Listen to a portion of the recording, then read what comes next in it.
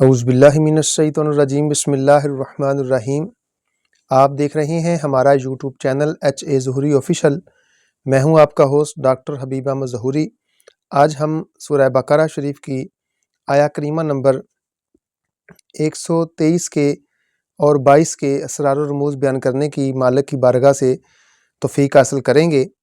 خالق کائنات نے اس میں بنی اسرائیل کا ذکر فرمایا ہے۔ اللہ نے فرمایا، اے اولاد یعقوب، میرے احسان کو یاد کرو جو تم پر میں نے کیا ہے، اور میں نے اس زمانہ کے سب لوگوں پر تمہیں بڑائی دی، اور ڈرو تم اس دن سے جب کوئی جان دوسرے کا بدلہ نہ ہوگی، اور نہ اس کو کچھ لے کر چھوڑیں گے، اور نہ کوئی کافر کسی کی سفارش کرے گا، اور نہ کوئی اس کو نفع دے گا، اور نہ ان کی مدد ہوگی۔ تو یہ 22 اور 23 کا ترجمہ جو ہے آپ نے سماعت فرمایا ہے۔ اس کی جو ہے تفسیر، اس کا خلاصہ ہم بیان کریں گے۔ مالک کائنات نے اس میں 2-3 چیزیں جو بیان کی ہیں، اس حوالہ سے آپ کو ہم انشاءاللہ کوشش کریں گے کہ آپ تک اس کا صحیح مفہوم پہنچ سکے۔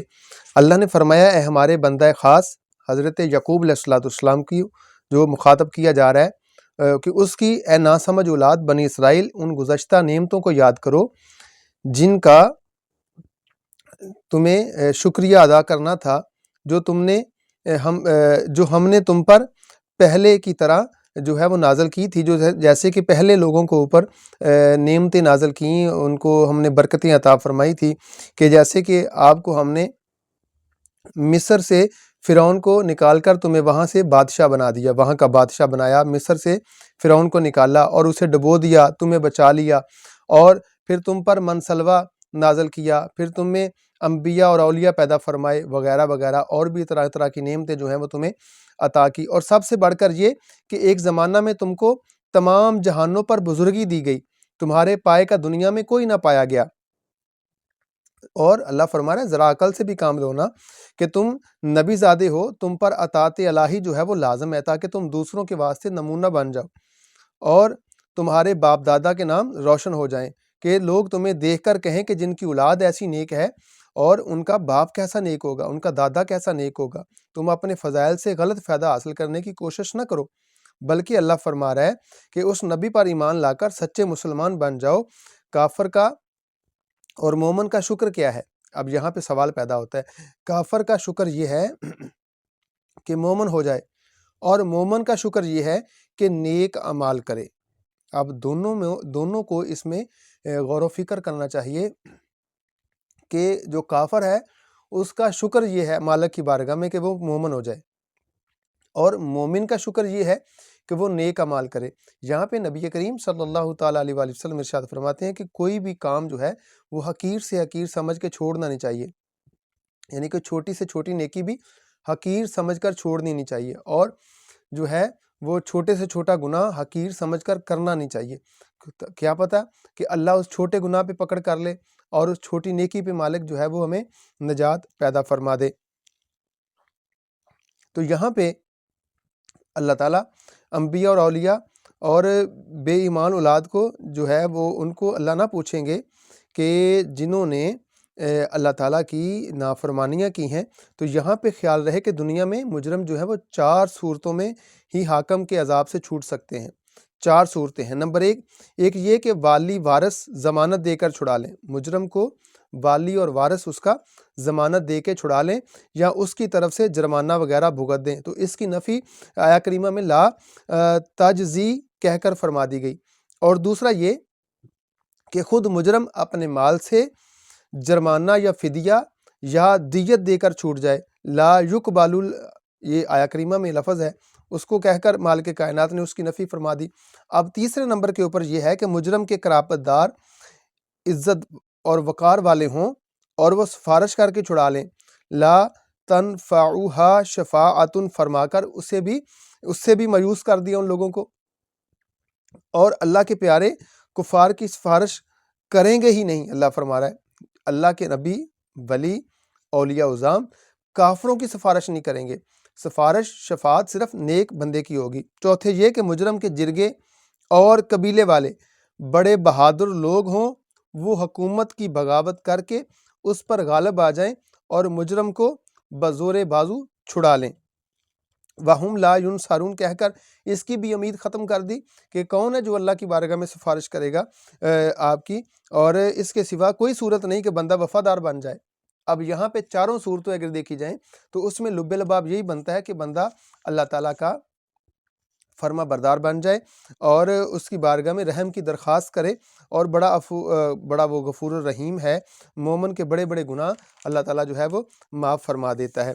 तो इसमें बहुत सारे फ़ायदे हमें हासिल होते हैं, लेकिन हमारा मकसूद है वो ये है कि सूफियाना इसमें असरार व रमूज़ जो है वो बयान करने हैं। तो इसमें दो चीज़ें बयान की गई हैं, एक बनी इसराइल का ज़िक्र किया गया है, तो इसको नफ्स और रूह के से हम जो है वो ख़ास कर लेते हैं कि इंसान को दो चीज़ें हासिल हैं, एक नफ्स और दूसरा उसकी रूह। रूह और उसकी सिफ़ात गोया बनी इसराइल हैं, क्योंकि उन पर अंबिया कराम की तवज्जो है। नफ्स अमारा और उसकी सिफ़ात गोया कुफ़ार और मुशरिकीन हैं।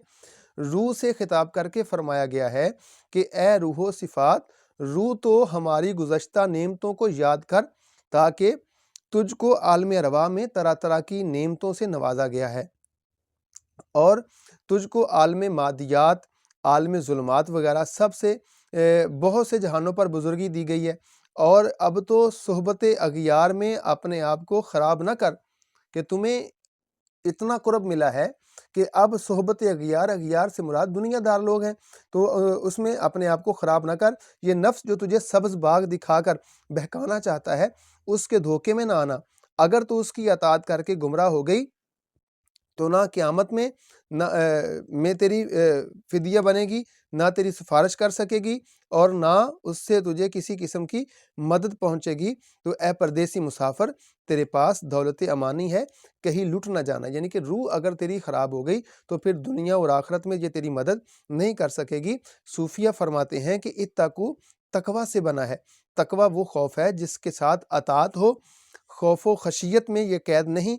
शैतान को रब का खौफ तो है, वो कहता है इन्नी अख़ाफ़ुल्लाह रब्बल आलमीन, मगर तक़वा उसे नसीब नहीं है।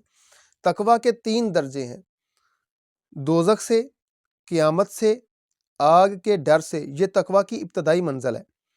चूँकि यहाँ कुफ़ार को ख़िताब है, लिहाज़ा इन्हें फ़रमाया गया है कि क़यामत के डर से ईमान परहेज़गारी इख्तियार करो, और फिर दूसरा दर्जा रब से खौफ़ व हैबत के गुनाह ना करे, मगर रब से हैबत रखे। ये खौफ अंबिया कराम और ख़ास औलिया उज़ाम को मुयस्सर होता है, और इस खौफ की बिना हज़रात अंबिया अलैहिस्सलाम क़यामत में रब से किसी की शफ़ाअत की हिम्मत ना करेंगे। और तीसरा दर्जा ये है कि इंसान को खुदा से खौफ ना हो, तो वो गफूर रहीम है, बल्कि अपनी खुद ही खौफ हो, उसको खुद ही से खौफ हो कि वो हम जो है ये खौफ बाज़ हालात में मजज़ूबीन पर भी तारी हो जाता है। जब इन पर रब से उम्मीद गलबा करती है तो इस बिना पर जो है वो खौफ किया जाता है। तो ये जो ताल्लुक़ ज़िक्र फरमाया है सूफिया उज़ाम ने नफ्स और रूह का, तो उसको कहा यह गया है कि रूह को यहाँ पे तंबीह की गई है कि कभी भी नफ्स की पैरवी ना करना। अगर तू नफ्स की पैरवी करेगी तो फिर होगा क्या, तो दुनिया में ज़लील हो जाएगी, और फिर दुनिया में रहते हुए भी फिर इंसान भी ज़लील हो जाएगा और दुनिया और आखिरत तेरी तबाह हो जाएगी, फिर तेरा कोई मददगार ना होगा। तो मज़ीद हमारी वीडियोज़ देखने के लिए हमारे चैनल को लाइक करें, सब्सक्राइब कर लें। अल्लाह आपका हामी व नासिर हो। अल्लाह हाफ़िज़।